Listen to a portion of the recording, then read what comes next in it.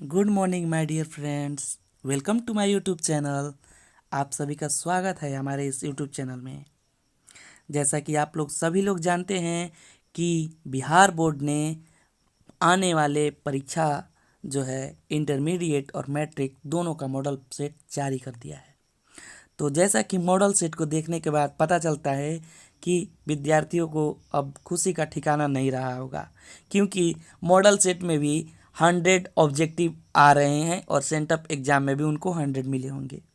तो my dear friends, तो आप सभी को अब जाहिर से पता चल गया होगा कि आपके एग्ज़ाम में भी 100 ऑब्जेक्टिव आने वाले हैं। तो इस बार जितने आपके नंबर बहुत ही अच्छे आने वाले हैं, इसमें कोई कसर आप नहीं छोड़ें। अगर आप हमारे चैनल पर नए हैं तो चैनल को ज़रूर सब्सक्राइब करें और बेल आइकन दबाना ना भूलें, क्योंकि इससे आने वाले जो भी वीडियो हैं आप सभी को मिलते रहेंगे। तो माय डियर फ्रेंड्स, हम लोग ये ऑब्जेक्टिव सवाल 25-25 करके छोटे छोटे वीडियो में आप लोग के सामने लेकर आएंगे और साथ ही साथ इंग्लिश के भी लेकर आएंगे, और जो सब्जेक्टिव सवाल हैं उनका भी हम लोग हल लेकर आएंगे। तो माय डियर फ्रेंड्स, आप सभी जानते हैं कि 100 सवाल 100 सवाल हैं और इन 100 सवालों का जवाब आपको 85 देना पड़ता है। तो हम लोग इसको सॉल्व करते हैं। आइए जानते हैं। आप लोग भी साथ ही साथ आंसर लगाने का प्रयास करेंगे। नहीं जानते हैं तो जानिए।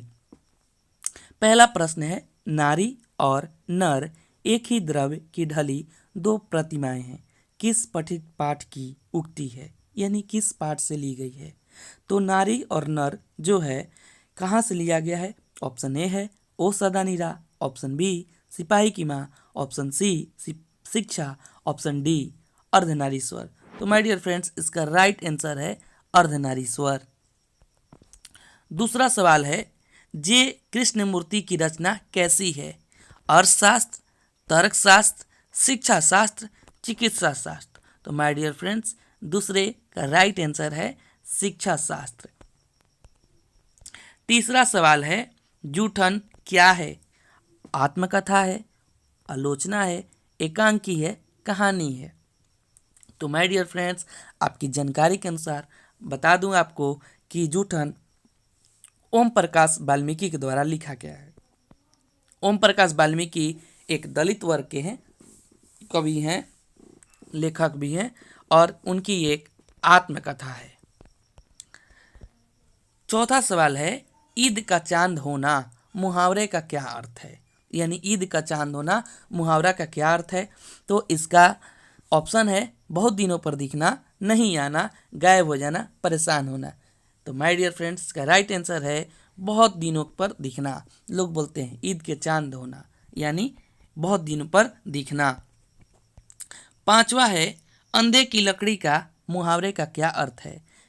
ऑप्शन ए एकमात्र सहारा, कमजोर होना, असहाय होना, लकड़ी के सहारे। तो माय डियर फ्रेंड्स, मेरे प्रिय विद्यार्थी, इसका राइट आंसर है एकमात्र सहारा। छठा प्रश्न है, अधजल गगरी छलकत जाए लोकोक्ति का अर्थ क्या है। आवश्यकता से अधिक प्रदर्शन करना, गगरी भरी होना, प्रदर्शन ना करना, गगरी खाली होना। तो इसका राइट आंसर है आवश्यकता से अधिक प्रदर्शन करना, यानी जो लोग कम जानते हैं वो अधगल जगरी छलकत जाए, वो लोग ऐसे ही आगे आगे बोलते जाते हैं, यानी आवश्यकता से अधिक प्रदर्शन करते रहते हैं। सातवां जो है सवाल है, नाच न जाने आंगन टेढ़ा। तो माय डियर फ्रेंड्स, जैसा कि आप लोग देख रहे हैं कि आपके मॉडल सेट में बहुत सारे मुहावरे अभी बैक टू बैक 3 प्रश्न के बाद आ रहे हैं।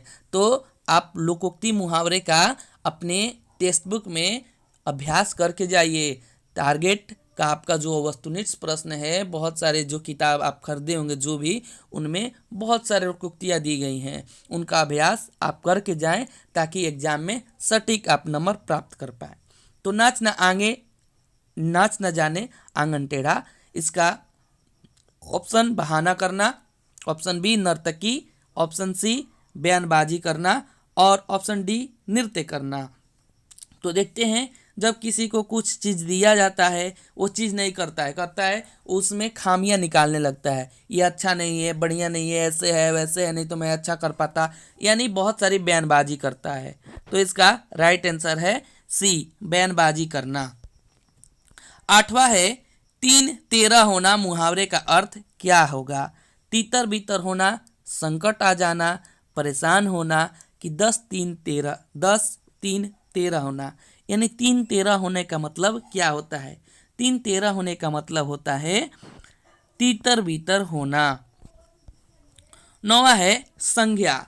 अब यहाँ से आपके संज्ञा से सवाल भी आ रहे हैं। यानी हम लोग सोचते हैं कि 12वीं कक्षा में 12वीं क्लास में पढ़ रहे हैं, संज्ञा क्या है? संज्ञा तो हम लोग शुरू से ही जानते हैं, लेकिन नहीं माय डियर फ्रेंड्स, अगर आपको संज्ञा का अभी भी जानकारी नहीं होगा तो आप संज्ञा भी पढ़ के जाइएगा। संज्ञा से बहुत सारे सवाल हैं। 9 प्रश्न, हीरा शब्द कौन संज्ञा है? द्रव्यवाचक, जातिवाचक, समूहवाचक, भाववाचक। तो सोचने वाली बात है, हीरा, हीरा क्या है? तो हीरा द्रव्यवाचक। 10वां सवाल है, बुढ़ापा शब्द कौन संज्ञा है? यानी बुढ़ापा, बुढ़ापा क्या है? यानी व्यक्तिवाचक है, यानी किसी का नाम तो है नहीं। जातिवाचक, इससे तो होता नहीं, द्रव्य तोला जाता नहीं है, तो यानी क्या है? ये भाववाचक, यानी देखा जाता सकता है इसको। काशी शब्द कौन संज्ञा है? काशी जातिवाचक है, किसी जाति का है? नहीं। भाववाचक है, भाव दिलाता है, भावबोध होता है? नहीं। द्रव्य है, मापा तोला जा सकता है इसको? नहीं। व्यक्तिवाचक, यानी काशी किसी का नाम भी हो सकता है, और काशी है भी, यानी बनारसी को काशी भी कहते हैं। 12 सभा शब्द, सभा शब्द कौन संज्ञा है? यानी सभा, सभा यानी मीटिंग, कोई भी टीम दल कोई सभा होता है तो उसे कौन संज्ञा है? जाति, व्यक्ति, समूह, द्रव्यवाचक। तो सभा यानी कोई भी अगर सभा किसी की बैठ रही है तो क्या है? समूह। सभा में बहुत सारे लोग होंगे। मनुष्य शब्द कौन सा संज्ञा है? मनुष्य, मनुष्य यानी पूरे मनुष्य जाति का बोध हो रहा है। मनुष्य, अगर कोई भी मनुष्य के बारे में कुछ बोला जाएगा तो सारे मनुष्य के बारे में, तो इसका राइट आंसर होगा जातिवाचक। सजावट कौन संज्ञा है? भाववाचक है, समूहवाचक है, जातिवाचक है, कि द्रव्यवाचक? तो इसका राइट आंसर क्या हो सकता है? तो भाववाचक। यानी सजावट से हम लोग क्या भाव देख सकते हैं कि सजावट कितनी अच्छी सजी हुई है, इस सजावट से हम लोग भाव देख सकते हैं। तो माय डियर फ्रेंड्स, जैसा कि आप देख रहे हैं कि आपके इस मॉडल सेट में प्रश्न संख्या 9, 10, 11, 12 और 13, 14 यानी 5-6 सवाल आपके संज्ञा से आए हुए हैं। तो आप संज्ञा भी पढ़ कर जाइए। अब देखिए पर्यायवाची शब्द आ रहे हैं, यानी शब्द, शब्द का ही पूछा गया है पर्यायवाची क्या होगा? निनाद, नाद, ध्वनि, इनमें से सभी। तो माय डियर फ्रेंड्स, इनमें से सभी। गंगा शब्द का पर्यायवाची क्या होगा? तो गंगा शब्द का पर्यायवाची क्या होगा? मंदाकिनी, महाकाय, अनंत, सागर। तो इसका राइट आंसर है मंदाकिनी। 17 सवाल है, सुंदर का पर्यायवाची क्या होगा? ललित, तरु, कुरूप, कुंदन। तो इसका राइट आंसर क्या होगा? तो माय डियर फ्रेंड्स, बहुत सारे इसमें देखते हैं, सबका जानते हैं। कुंदन यानी सोना, कुरूप जो होता है, कुरूप तो आप लोग जानते ही हैं कि जो अच्छा नहीं दिखाता है, विकर्षक है। तरु वृक्ष को कहा जाता है। ललित इसका राइट आंसर है। राजा शब्द का पर्यायवाची शब्द क्या होगा? तो राजा शब्द का पर्यायवाची शब्द, राजा शब्द को नृप भी कहते हैं, भूप भी कहते हैं, भूपति भी कहते हैं, सम्राट भी कहते हैं, नृपति भी कहते हैं। यानी इसका राइट आंसर होगा उपयुक्त सभी। 19वां क्वेश्चन है, पय शब्द का पर्यायवाची क्या होगा? पय, पय यानी बहुत सारे स्टूडेंट जो है पानी मार देंगे, लेकिन इसका पानी तो होगा नहीं। पानी, दूध, तालाब, जल। तो इसका राइट आंसर है दूध। दूध इसका सही जवाब है। सूर्य शब्द का पर्यायवाची क्या होगा? तो सूर्य शब्द का पर्यायवाची प्रकाश, किरण, अनल या भास्कर। तो माय डियर फ्रेंड्स, का राइट आंसर है भास्कर।